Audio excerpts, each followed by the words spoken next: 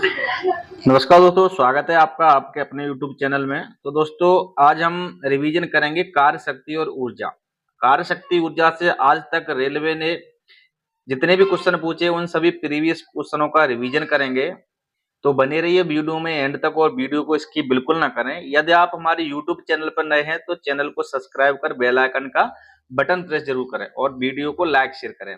तो चलिए करते हैं रिवीजन को स्टार्ट। तो चलिए दोस्तों, बने रहिए। तो ये है अपना, देखो पहला क्वेश्चन। किसी जल विद्युत गृह में विद्युत ऊर्जा में परिवर्तित होने वाली ऊर्जा कौन सी है? तो ऑप्शन ए यांत्रिक ऊर्जा, ऑप्शन बी स्थितिज ऊर्जा, ऑप्शन सी ऊष्मीय ऊर्जा, ऑप्शन डी गतिज ऊर्जा।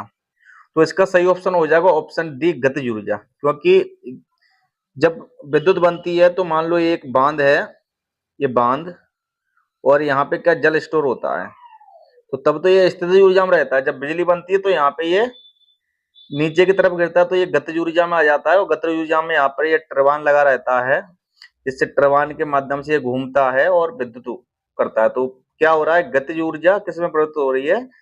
विद्युत ऊर्जा में परिवर्तित हो रही है। तो इसका सही ऑप्शन क्या है? डी ऑप्शन सही है, गतिज ऊर्जा। चलिए,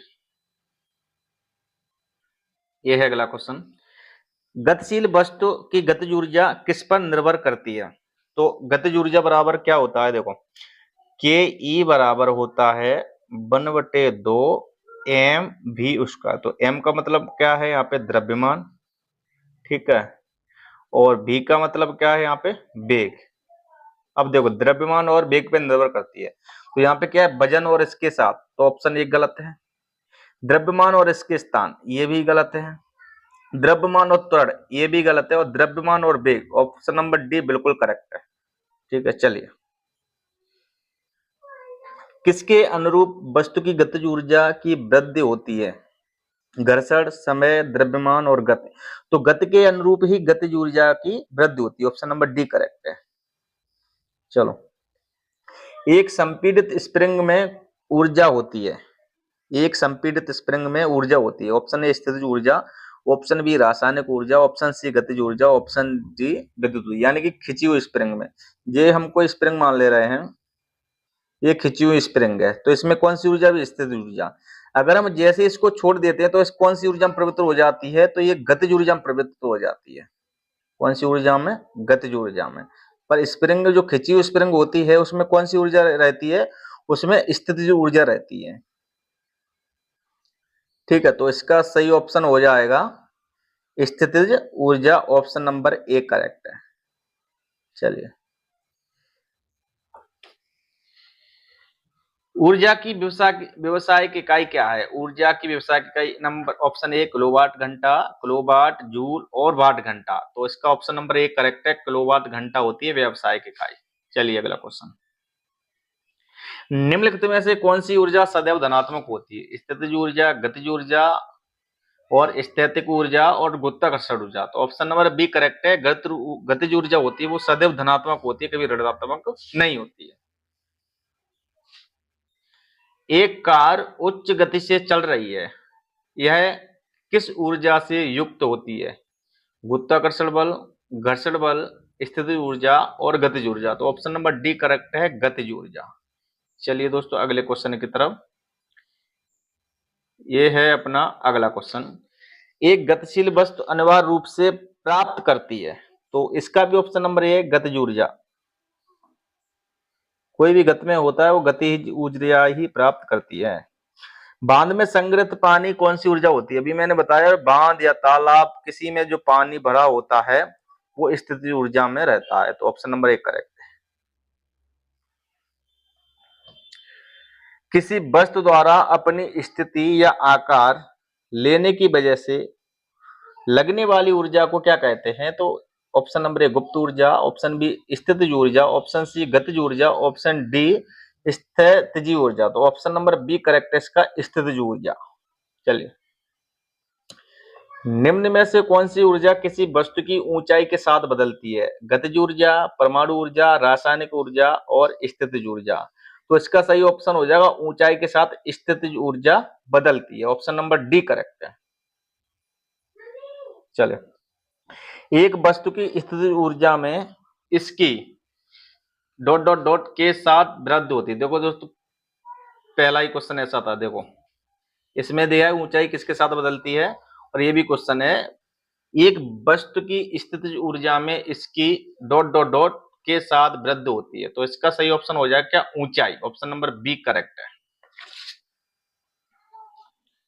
चलिए अगला क्वेश्चन है, जब एक संपीड़ित स्प्रिंग को छोड़ा जाता है तो यह अपनी स्थितिज ऊर्जा को किसमें बदल देगी। तो मैंने अभी बताया था, जबकि संपीड़ित स्प्रिंग को छोड़ा जाता है तो अपनी स्थितिज ऊर्जा को वो किसमें परिवर्तित कर देती है, गतिज ऊर्जा में परिवर्तित कर देती है। जब इसको छोड़ते हैं ना तो ये ऊपर की तरफ भागती है, तो वो कौन सी ऊर्जा में परिवर्तित हो जाती है, वो गतिज ऊर्जा में परिवर्तित हो जाती है। तो ऑप्शन नंबर इसका डी करेक्ट है। पवन चक्की पवन पवन चक्की पवन की किस ऊर्जा का उपयोग करती है, ऊष्मीय ऊर्जा, गतिज ऊर्जा, तापीय ऊर्जा और जलीय ऊर्जा। तो ऑप्शन नंबर बी करेक्ट है, गतिज ऊर्जा। डॉट डॉट डॉट के कणों की गतिज ऊर्जा अधिकतम होती है, यानी कि किसके कणों की गतिज ऊर्जा अधिकतम होती है। तो ऑप्शन ए द्रव, option B plasma, option C ठोस, ऑप्शन डी गैस। तो गतिज ऊर्जा सबसे अधिक किसकी होती है, देखो तो पहले होती है गैस की, गैस से कम होती है द्रव की, और द्रव से कम होती है ठोस की। तो इसका सही ऑप्शन क्या है, गैस। गैस की गतिज ऊर्जा सबसे अधिक होती है गैस के कणों में, और सबसे कम किस में होती है, ठोस के कणों में गतिज ऊर्जा सबसे कम होती है। तो ऑप्शन नंबर इसका डी करेक्ट है। चलिए,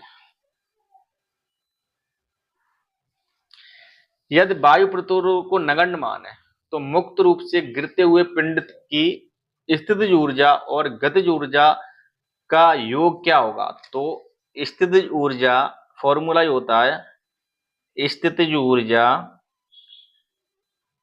प्लस गतिज ऊर्जा बराबर यांत्रिक ऊर्जा। तो क्या होता है, यांत्रिक ऊर्जा, ये होता है इसका फॉर्मूला। अब यहाँ पे दिया है, यदि वायु प्रतिरोध को नगण्य माने तो मुक्त रूप से गिरते हुए पिंड की स्थितिज ऊर्जा और गतिज ऊर्जा का योग क्या होगा। तो इसका योग होगा स्थिर। ऑप्शन नंबर डी करेक्ट है। ऊर्जा संरक्षण के सिद्धांत के संबंध में कौन सा कथन सही है। ऊर्जा का केवल निर्माण किया जा सकता है, ये गलत। ऊर्जा को केवल नष्ट किया जा सकता है, ये भी गलत।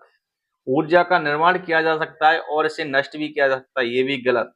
ऊर्जा न तो निर्माण किया जा सकता और ना ही इसे नष्ट किया जा सकता। ऑप्शन नंबर डी एकदम करेक्ट है। चलिए, निम्नलिखित में से शक्ति का सूत्र है। तो शक्ति P बराबर होता है W/T। तो इसमें W/T नहीं है, तो इसका एक और फॉर्मूला होता है, क्या होता है, P बराबर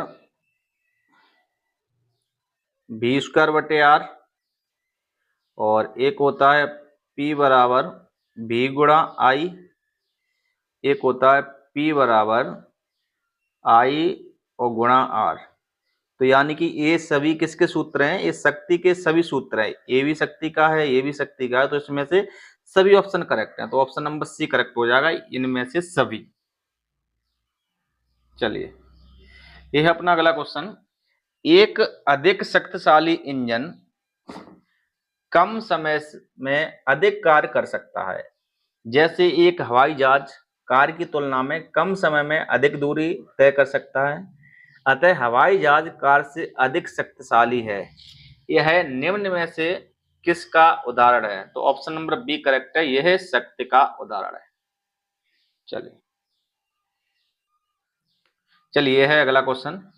यदि कोई एजेंट समय टी में W काम करता है तो पावर होगी। तो इसका तो सीधा फॉर्मूला पावर W/T। तो इसका ऑप्शन है, ऑप्शन नंबर डी करेक्ट है। चलिए अगले क्वेश्चन की तरफ बढ़ते हैं।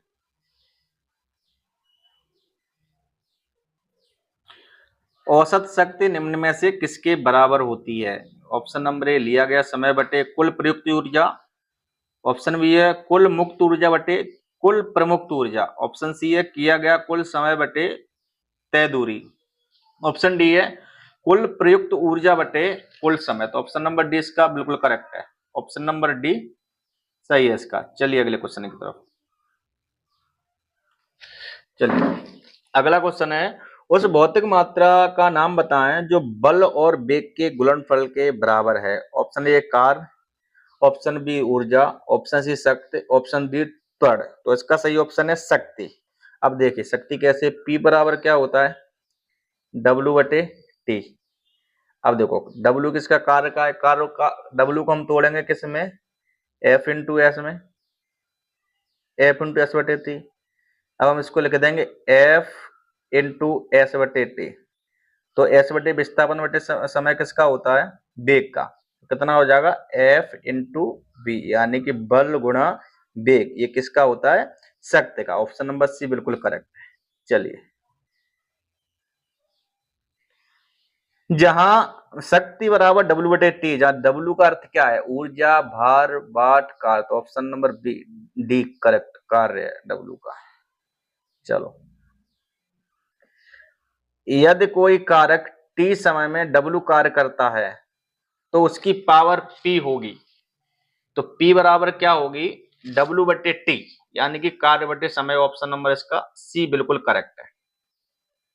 चलो कार्य करने की दर या ऊर्जा स्थानांतरण की दर को कहते हैं शक्ति। कार्य करने की दर को कहते हैं शक्ति और कार्य करने की क्षमता को कहते हैं ऊर्जा। चलिए इसका ऑप्शन नंबर ए करेक्ट है। चलिए अगले क्वेश्चन की तरफ। शक्ति को किस रूप में व्याख्यायित किया जाता है। ऑप्शन ए ऊर्जा स्थानांतरण में किया गया कार्य, ऑप्शन बी भार बढ़ाने के लिए आरोपित बल, ऑप्शन सी कार्य करने की दर अथवा ऊर्जा स्थानांतरण की दर। तो ऑप्शन नंबर सी करेक्ट है। कार्य करने की दर को क्या कहा जाता है, शक्ति कहा जाता है। ऑप्शन नंबर सी करेक्ट है। चलिए कार्य करने की दर, ऑप्शन सी करेक्ट, शक्ति। चलिए अगला क्वेश्चन। ये सभी क्वेश्चन प्रीवियस क्वेश्चनों में पूछे गए। देखो ये भी आरआरबी एएलपी में आया है, टेक्नीशियन में 2018 में। यदि कोई वस्तु वृत्ताकार पथ में घुमाई जाती है तो इस पर किया गया कार्य क्या होगा, शून्य, निरात नहीं किया जा सकता, सकारात्मक, ऋणात्मक। तो ऑप्शन नंबर ए करेक्ट है, शून्य होगा। निम्नलिखित में से कौन सा किए गए कार्य का उदाहरण नहीं है। लड़के का कमरे की दीवार को धक्का देना, ऑप्शन बी लड़की द्वारा एक ट्रॉली को धक्का देने पर ट्रॉली का आगे बढ़ जाना, सतह पर पड़े कंकड़ पर दबाव डालना, ऑप्शन डी किताब को किसी ऊंचाई तक उठाना। तो इसमें भी कार्य किया जा रहा है, इसमें भी कार्य हो रहा है और इसमें भी कार्य हो रहा है। जब लड़का कमरे की दीवार पर धक्का लगा रहा है तो इसमें कार्य नहीं हो रहा, क्योंकि दीवार अपनी जगह पे इस तरह वो वहां से नहीं हट रही। तो ऑप्शन नंबर ए बिल्कुल करेक्ट है। चलो कार्य तभी हो सकता है जब डॉट डॉट हो, ऊर्जा, बल, संवेग, शक्ति। ऑप्शन नंबर ए ऊर्जा हो तभी कार्य हो सकता है। निम्नलिखित से क्या कार्य का एक गुण नहीं है, कार्य की दिशा होती है। कार्य किए जाने के लिए एक वस्तु पर बल लगाना आवश्यक है, ये तो गुण है। कार्य का केवल परिणाम होता है, ये भी सही है। कार्य के होने के लिए वस्तु का विस्थापन होना आवश्यक है, ये भी सही है। तो देखिए कार्य कैसी राशि है, कार्य जो है अपनी वो अदिश राशि है, और अदिश राशि में क्या होता है, केवल परिणाम होता है और इसमें दिशा नहीं होती है, दिशा नहीं होती। तो देखिए इसमें कार्य की दिशा होती है, ये गुण नहीं है, क्योंकि कार्य अदिश राशि इसमें दिशा नहीं होती। बाकी इसमें परिणाम भी होता है और विस्थापन भी आवश्यक है और बल भी आवश्यक है। तो ऑप्शन नंबर इसका ए करेक्ट है। किसी वस्तु पर बल लगाने पर यदि वह गतिशील नहीं होती है तो इसे कहा जाता है अधिक शक्ति का प्रयोग हुआ, कार्य हुआ, कम शक्ति का प्रयोग हुआ और कोई कार्य नहीं हुआ। तो ऑप्शन नंबर डी करेक्ट है, कोई कार्य नहीं हुआ। चलो गति करती हुई एक कार विपरीत दिशा में आती हवा का सामना करती है तो कार पर हवा द्वारा किया गया कार्य होगा ऋणात्मक, शून्य, अपरिमित, धनात्मक। ऑप्शन नंबर ए करेक्ट है, ऋणात्मक। किसी वस्तु द्वारा कार्य करने की क्षमता या किसी वस्तु में निहित ऊर्जा पर निर्भर करती है। किसी वस्तु द्वारा कार्य करने की क्षमता या किसी वस्तु में निहित ऊर्जा पर निर्भर करती है। तो वस्तु के द्रव्यमान और आयतन, किसी निश्चित दिशा में वस्तु की गति, कार्य करने वाली वस्तु की स्थिति और अवस्था, वस्तु के परिणाम और दिशा। तो इसका सही ऑप्शन होगा कार्य करने वाली वस्तु की स्थिति और अवस्था। ऑप्शन नंबर सी करेक्ट है।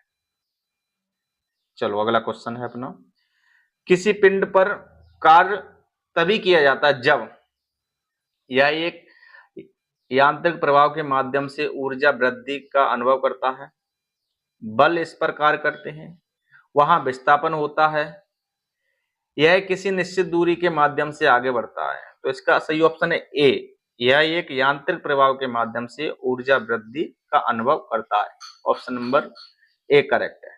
चलिए अगला क्वेश्चन, यदि किसी वस्तु पर लागू एक स्थिर बल की दिशा में वस्तु द्वारा स्थानांतरण बल और दूरी के परिणाम के रूप में दर्शाया जाता है तो इसे कहा जाता है गति, किया गया कार्य, आवेग, त्वरण। तो इसका ऑप्शन नंबर बी करेक्ट है, किया गया कार्य।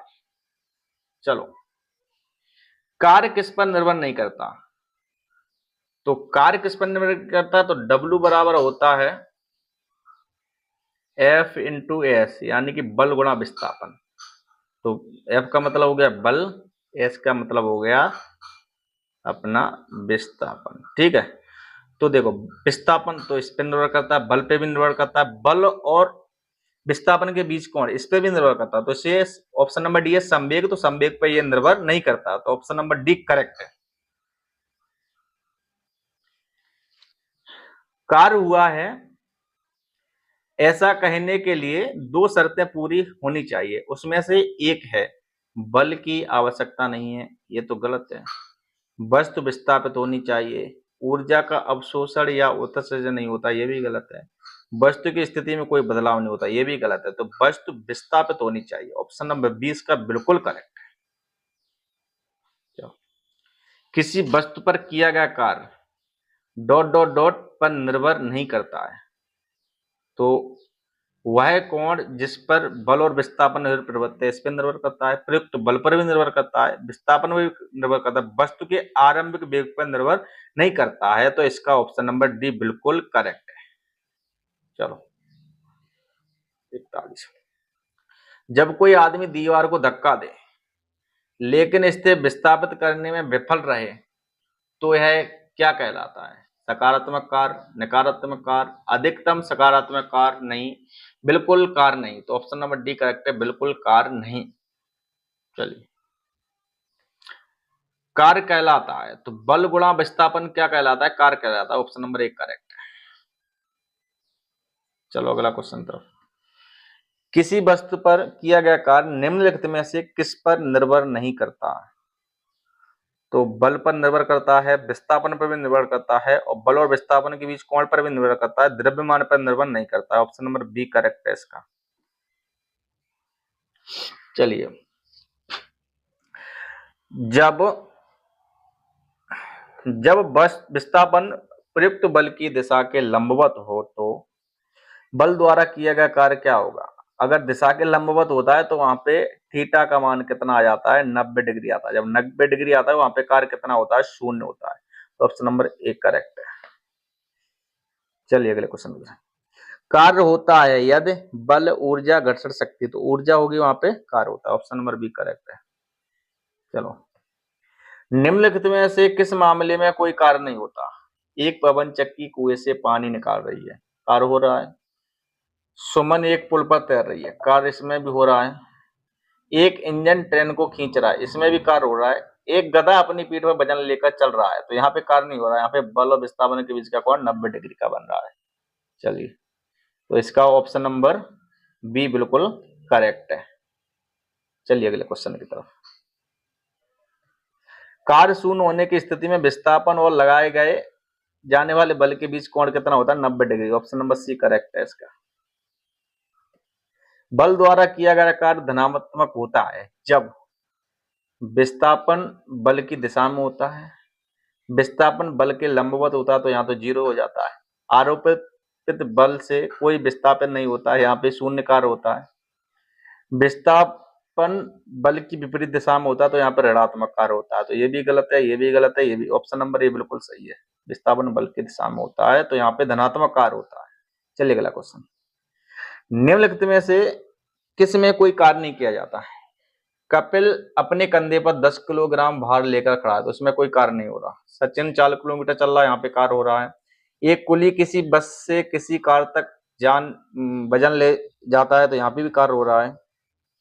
अरुण मैदान पे खेल रहा है, यहाँ पे भी कार्य हो रहा है। तो कपिल अपने कंधे पर जो वजन लेकर खड़ा है, वहां पे कोई कार्य नहीं हो रहा। ऑप्शन नंबर ए बिल्कुल करेक्ट है।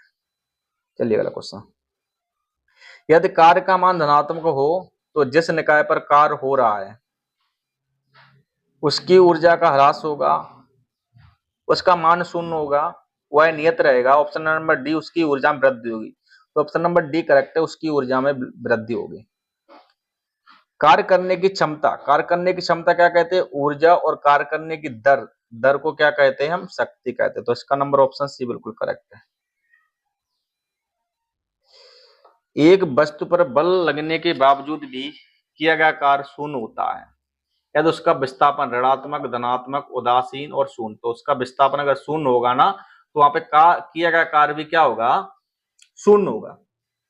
चलिए ऑप्शन नंबर डी करेक्ट है। अगले क्वेश्चन, तो दोस्तों ये थे सभी क्वेश्चन जो कार्य शक्ति ऊर्जा से आए हैं।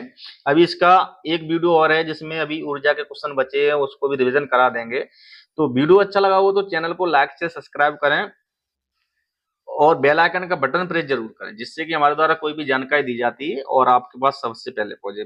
दोस्तों चैनल को सब्सक्राइब जरूर करें क्योंकि वीडियो को बनाने में बहुत मेहनत लगती है। धन्यवाद दोस्तों।